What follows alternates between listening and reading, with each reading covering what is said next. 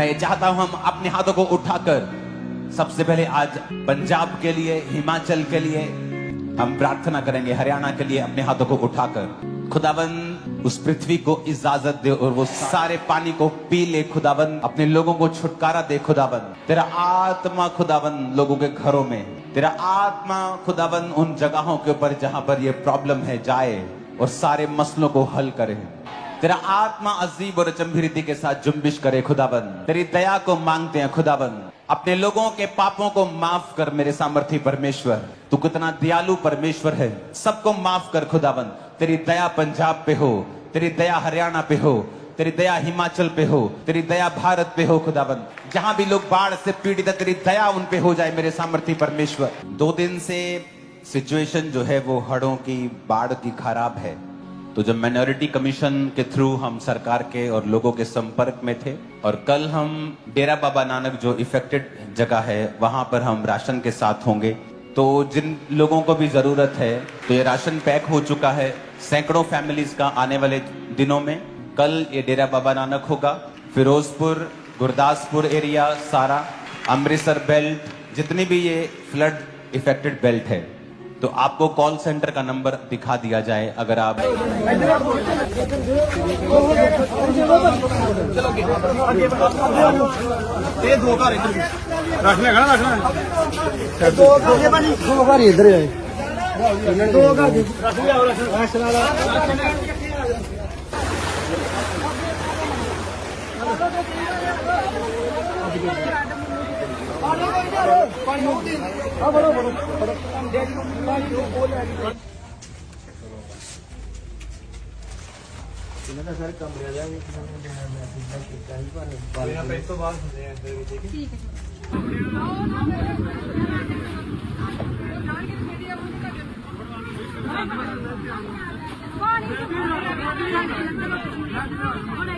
ਡੈਂਸੀ ਦੀ press ਦਾ ਨਾਲ ਸਾਡੇ ਹੱਥ ਦੇ ਕਾਰਨ ਘਰਾਂ ਵਿੱਚ ਬਹੁਤ ਪਾਣੀ ਆ ਗਿਆ ਸੀ, ਜਿਸ ਦੇ ਕਾਰਨ ਅਸੀਂ ਵੀਰਵਾਰ ਦੀ ਅੰਤਰਰਾਸ਼ਟਰੀ ਡਿਸਟ੍ਰਿਕਟ ਯੂਸਫ ਮੀਟਿੰਗ ਅਟੈਂਡ ਕੀਤੀ ਔਰ ਪਾਸਟਰ ਜੀ ਨੇ ਨੰਬਰ ਦਿੱਤਾ ਹੋਇਆ ਸੀ। ਨੰਬਰ ਤੇ ਕਾਲ ਕਰਨ ਤੇ ਸਾਨੂੰ ਸਿਸਟਰ ਨਾਲ ਗੱਲ ਕੀਤੀ। ਸਾਡੇ ਪੈਕਿੰਗ ਹੋਇਆ ਸੌਦਾ ਸਾਡੇ ਘਰਾਂ ਵਿੱਚ ਦਿੱਤਾ ਗਿਆ ਹੈ, ਇਸ ਲਈ ਅਸੀਂ ਪਾਸਟਰ ਅੰਤਰਰਾਸ਼ਟਰੀ ਯੂਸਫ ਮਿਨਿਸਟਰੀ ਦਾ ਬਹੁਤ ਥੈਂਕਸ ਕਰਦੇ ਹਾਂ। ਪਿੰਡ ਜੋੜੀਆਂ ਕਲਾਂ ਡੇਰਾ ਬਾਬਾ ਨਾਨਕ ਮੰਦਾਸ ਦੇ ਰਹਿਣ ਵਾਲੇ ਆ, ਮੈਂ ਮੰਦਰਾਂ ਵਾਲੇ ਦੇ। ਤੇ ਸਾਡੇ ਕੋਲ ਖਾਣੇ ਦਾ ਕੋਈ ਇੰਤਜ਼ਾਮ ਨਹੀਂ ਤੇ ਪਾਣੀ ਬਹੁਤ ਆਇਆ ਵਾ ਤੇ ਸਾਡੇ ਕੋਲ ਅੰਕਲ ਨੂਲਾ ਜੀ ਦੀ ਟੀਮ ਆਈ ਆ ਤੇ ਉਹਨਾਂ ਨੇ ਸਾਨੂੰ ਆਣ ਕੇ ਖਾਣਾ ਦਿੱਤਾ। ਅਸੀਂ ਪਾਪਾ ਜੀ ਦਾ ਔਰ ਪ੍ਰਭੂ ਯਿਸੂ ਮਸੀਹ ਦਾ ਬਹੁਤ ਧੰਨਵਾਦ ਕਰਦੇ ਹਾਂ। ਉਹਨਾਂ ਦੀ ਟੀਮ ਦਾ ਵੀ ਧੰਨਵਾਦ ਕਰਦੇ ਜਿਹੜੇ ਸਾਡੇ ਕੋਲ ਪਹੁੰਚੇ, ਸਾਡੀ ਹੈਲਪ ਕਰਨ ਆਏ, ਮੀਂਹ ਦੇ ਵਿੱਚ ਆਣ ਕੇ ਸਾਡਾ ਸਾਥ ਦਿੱਤਾ। ਇਹਨਾਂ ਨੂੰ ਪ੍ਰਭੂ ਹੋਰ ਬਲੈਸ ਕਰੇ ਔਰ ਸਾਰੀ ਟੀਮ ਨੂੰ ਬਲੈਸ ਕਰੇ। ਸਾਰਿਆਂ ਨੂੰ ਜੈਨਤੀ ਦੀ, ਅਸੀਂ ਗੁਰਦਾਸ ਦੇ ਇਲਾਕੇ ਦੇ ਰਹਿਣ ਵਾਲੇ ਆ।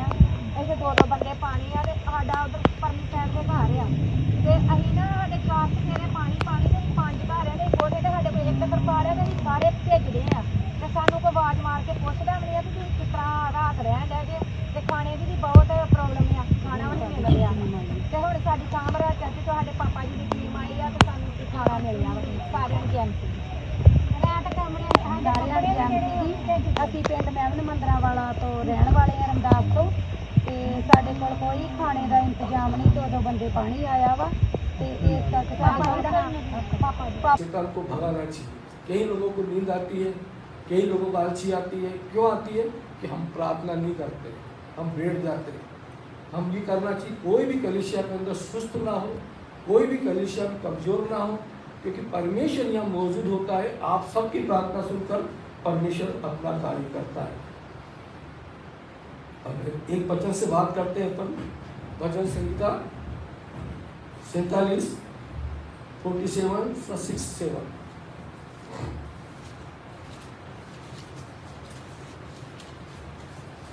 परमेश्वर का भजन गाओ, हमारे महाराजा का भजन गाओ, क्योंकि परमेश्वर सारी पृथ्वी का महाराजा है। समझ बूझ कर बुद्धि से भजन गाओ। बस वो 2 बार बोला भजन गाओ, हमारे महाराजा का भजन गाओ, लेकिन कैसे गाओ?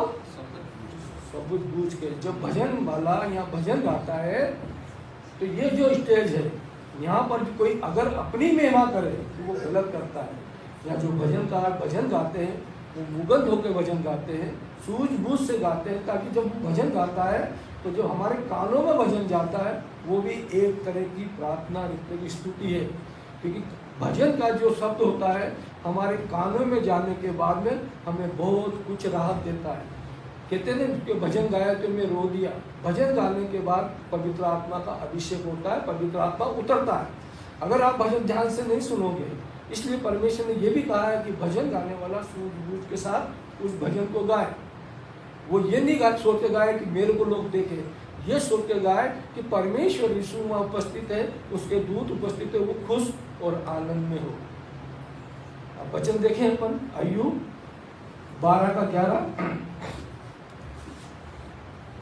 जैसे कीट से भोजन चला जाता है, क्या वैसे ही कान से वचन नहीं करके जाते? अब सुनो, हम जब भोजन करते हैं तो हम तुरंत हो जाते हैं कि भोजन में मेरा पेट तुरंत हो गया। तो बोलते क्या वचन कानों से नहीं सुना जा सकते? जो परमेश्वर ने जो किया है, जो वचन सुनाए जाते हैं, क्या आप कानों से क्यों नहीं सुन सकते? उसको क्यों नहीं भोजन दे सकते हैं? ये बात कौन बोल रहा है? अय्यूब। क्यों बोल रहा है? कि वचन को कान से सुनकर हमारी अंदर जाता है, बुद्धि में जाता है, बुद्धि विकास होती है, और विकास होने से बुद्धि आती है और समझ आती है। इसलिए वचन को बराबर ध्यान से सुनना अपने को चाहिए। और वहाँ लिखा है परखना। जो वचन यहाँ से सुनाए जा रहे हैं वो व्यक्ति परमेश्वर के बारे में बोल रहा नहीं बोल रहा, वो व्यक्ति दूसरे के बारे में बता तो नहीं रहा है, वो व्यक्ति अपनी तो मेहमानी कर रहा है। परखना आपका काम है, क्योंकि आपको परखने के लिए खड़ा किया है कि परमेश्वर को वचन को बांटने वाला कितना ईमानदार है, परमेश्वर को वचन को बांटने वाला कितना बुद्धि में रहकर वचन बांट रहा है, कितना बांट रहा। तो आप उसको समझेंगे, लेकिन समझेंगे कब? जब उस बाइबल को आप खोल कर घर पढ़ते हो। अगर बाइबल को खोल के आप नहीं पढ़ते हो या यहाँ पर वचन को नहीं समझते हो, तो फिर वो आपके लिए काला भेष बराबर है। पास्टर बोले या कोई भी बोले, आपको सिर्फ हाँ भरना पड़ेगा। क्योंकि यहाँ खड़ा रहने वाला, चाहे वो 10 साल का हो, चाहे 100 साल का हो, जो भी खड़ा था, आप उसकी बात को मानते हो। वो बोलता है हाथ खड़ा करो उससे, तो आप हाथ खड़े करते हो। वो बोलता है कि ये बात बोलो, तो आप खड़े करते हो, क्योंकि उसकी आज्ञा मानते हो। क्योंकि इसलिए मानते हो क्योंकि परमेश्वर का दूत होकर इस सच्चाई मन पे खड़ा है, तो वो जो भी बात बोलते हैं अपन मानते हैं। इसलिए वचन को भी जिस प्रकार पेट खाकर रोटी खाकर तृप्त होते हैं, ऐसे ही वचनों को सुनकर भी तृप्त करो। वो हमारे अंदर कई चीज़ें को मिटा देता है, कहीं मिटा। अगर आप ध्यान करेंगे, आप विश्वास करेंगे, आप उस पर रमन करेंगे। जब लाजर को जिंदा करा था यीशु मसीह ने, 4 दिन के मरे को लाजर को कितने सेकंड लगे थे? ज़्यादा से ज़्यादा 30 सेकंड लगा होगा। यह पिता मेरी सुनता रूप लाजर बाहर आ। इतने बाद में उस लाजर की जो 4 दिन से हड्डियाँ सब गायब हो गई होगी, कीड़े पड़ गए होंगे, सब कुछ हो गया था, लेकिन उनकी आवाज़ सुनकर वो हड्डियाँ कैसे बन गई, किस प्रकार लाजर खड़ा हो गया और बाहर निकल आया। तो आप उस महान परमेश्वर को जिसने आकाश पृथ्वी बनाया, आप धन्य हो। क्योंकि लोग भटक रहे हैं, ज्ञान शांति के लिए भटक रहे हैं, लेकिन आपके पास में बैठे बैठे उस परमेश्वर के वचन को सुनने के लिए, सामर्थ बनाने के लिए कई योद्धाओं को परमेश्वर खड़ा करता है। तो वो उसको आवाज़ दिए। जब आपके अंदर भी जब हम प्रार्थना करते हैं कि इसका ऐसा हो जाए यीशु के नाम से, तो वहाँ पर भी आपकी वाणी के अंदर, हमारी वाणी में ताकत आती है। जब प्रार्थना करते हैं इसके पेट में ये है तो ऐसा हो जाए, उसी टाइम होता क्यों होता है? हमारी वाणी शुद्ध हो जाती है। हमारी वाणी को अगर शुद्ध नहीं होगा, यीशु मसीह ने कोई बड़ी बात नहीं की, प्रभु तो मेरी शुद्धता है, तो हमारी वाणी को हम शुद्ध करें। और शुद्ध होगी वचन सुनने से, शुद्ध होगी कि परखने वाली बात सुनकर घर जाकर सोचो कि इस व्यक्ति ने, इस पास्टर ने इस वचन को क्या बोला, कोई गलत तो नहीं बोल रहा। ये परखना बहुत जरूरी है, परखना बहुत जरूरी है। क्योंकि इस सच्चाई मंच पर जिसने भी अपनी महिमा करी, तो उसको जीवन नष्ट होना पड़ेगा।